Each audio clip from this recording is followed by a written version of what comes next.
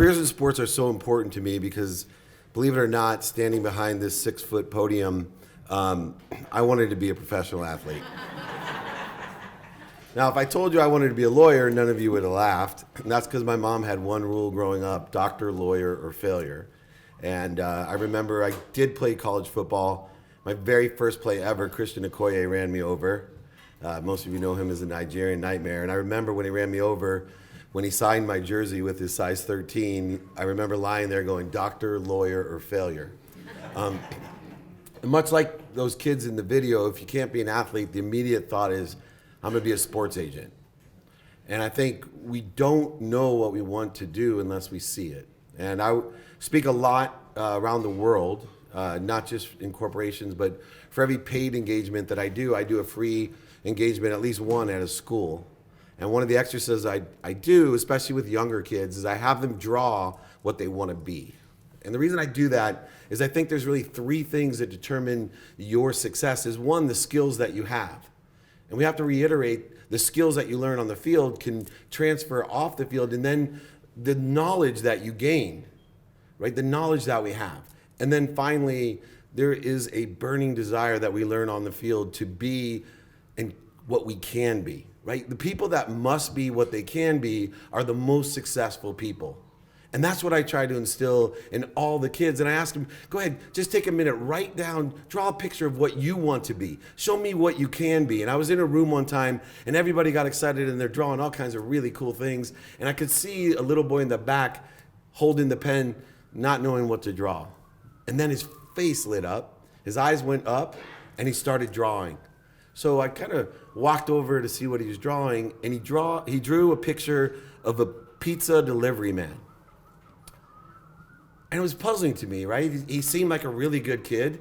I was in an at-risk school, but this kid seemed to be engaged. It wasn't if he wasn't trying. And so after the class, I asked the teacher, I said, explain this to me. Right? I give him an option to draw whatever he can be. And she said, oh, well, that's the only male role model that he has. Right? Everyone else in his family is either dead or in jail. And that's the one person he looks up to. And it struck me that no matter what socioeconomic level you're at, if you can't see it, then you can't be it. And so I looked at teaching kids on the field 3 things: skills, knowledge, and an unstoppable desire. I taught the enjoyment of the consistent, persistent pursuit of your potential, not the guy playing next to you. Right? I never could be as good as my friends over there. I wasn't born with a certain potential, but I had an unstoppable desire to be all that I could be on the field and off the field. And, I went to Notre Dame all the way up into graduate school. It was funny. As I looked, they have the same problem. I said, who here wants to work in sports? Is the MBA sports management program at Notre Dame. All of them raised their hand. I said, who here thinks it's difficult to get a job in sports? All of them raised their hand. I said, who here has a job in sports? These were second-year MBA students. 3 of them raised their hand. I said to the first kid, I said, where you have a job? He said, I'm working for Scott's Lawn Care. Everybody laughed in the room. I said, well, tell me about that job. He said, yeah, they were looking for a VP of marketing with my graduate degree. I looked into it, and they have a multi-million-dollar budget buying advertising and marketing and hospitality to host the dealers around the country. I get to go to all the greatest sporting events, from the Super Bowl, Pro Bowl, Masters, Kentucky Derby, ESPYs, Emmys, Oscars. Everybody at ESPN is going to love me because I actually hold the dollars that pays ESPN. So who are they going to really take care of when I go to all these sporting events? And I said, damn, that sounds like my job. People pay me to hang out with rich people at the nicest sporting events in the world. In fact, when I spun off from Lee Steinberg, the sports agency, what most people thought was their dream job, Warren Moon and I, the Hall of Fame quarterback, founded that company. I said, this is simple, man. People don't get the business. Let's go ahead and pay the athletes to come with us to the things that we like to do. And all the rich people, they'll come with us because they want to be with you guys. And then let's just ask them to help other people. Let's make money to help people and have fun and go to all these things. That's how I built my business. And I use the skills that I learned in school. I have a law degree. I've never practiced law in my life. I ran the most notable sports agency in the world. I also ran Samsung's first phone division. but I learned how to negotiate there. I hired a bunch of different athletes to do endorsements, speaking engagements, appearances. I knew the other side of being an agent, which prepared me for this. So as I look at CIS and these careers in sports, number one, sports is an industry. It's not a job. We need to tell these kids sports is an industry, not a job. It is the least competitive place to get a job. Now, if you want to play for the Bulls like that kid, it's competitive. You want to be a front office guy, it's competitive. You want to work, for a team as a general manager, it's competitive. But just as competitive as being the best at every other profession is. It's a multi-billion-dollar industry that crosses every dimension. I know kids that work in the East. I own the eSport team, right? One of the best investments I've ever made.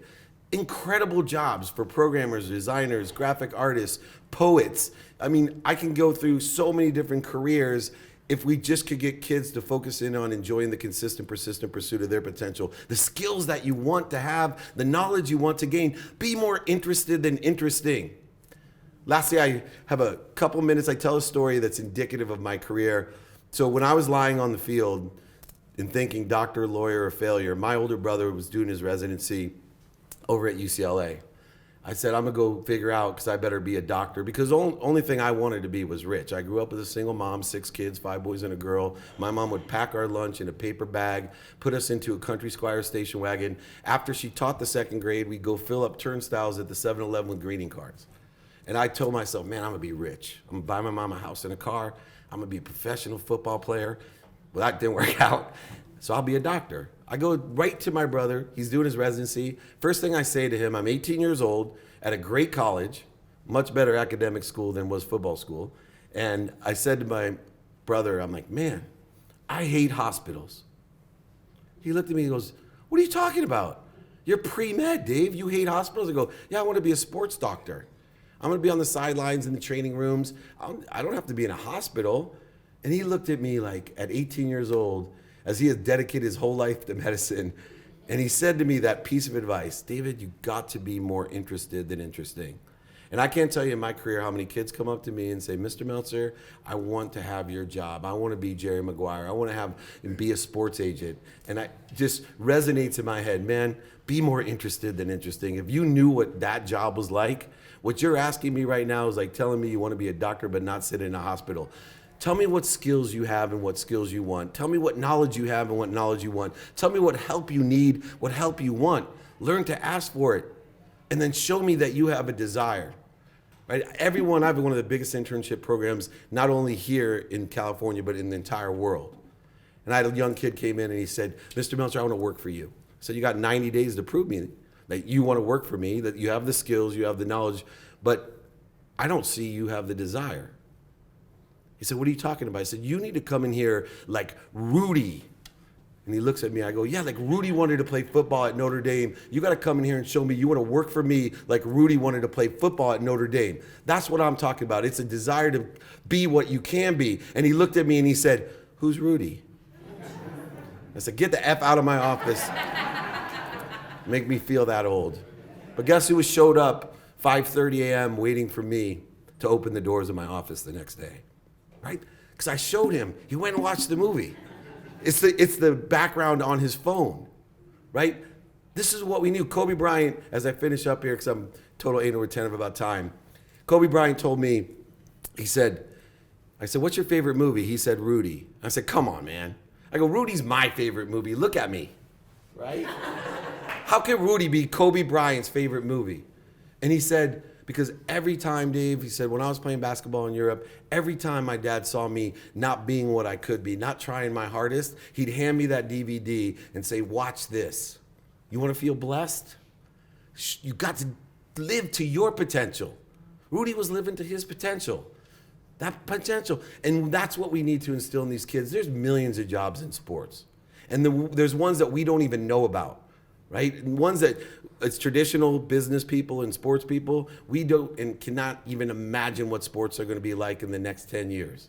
I make millions of dollars off of people watching people play games, and they call it a sport. So, I have no clue what's going to happen next year. But if we're not teaching the skills, we're not giving them the knowledge, And most importantly, we're not teaching them to have a desire to be what they can be. It doesn't matter what industry they want to work in. They're going to be stuck saying, I could have, should have been, I would have been, and they're not going to be productive, accessible, and gracious in their life. And that's what sports teaches you. So I appreciate all of you supporting this cause. Anyone who has kids that need help, that want to apply for internships, my name's up there, my text number's up there. Just contact me. I literally am on a mission. I told somebody earlier here, I'm extremely blessed human being. I'm on a mission to empower 1,000 people like you, to empower 1,000 people, to empower 1,000 people to be happy.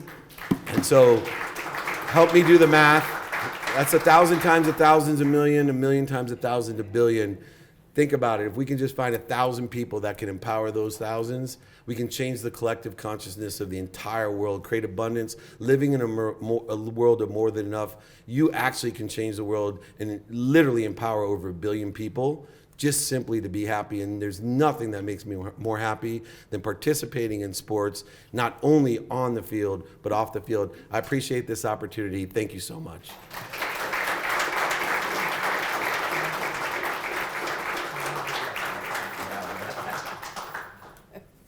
Thank you so much.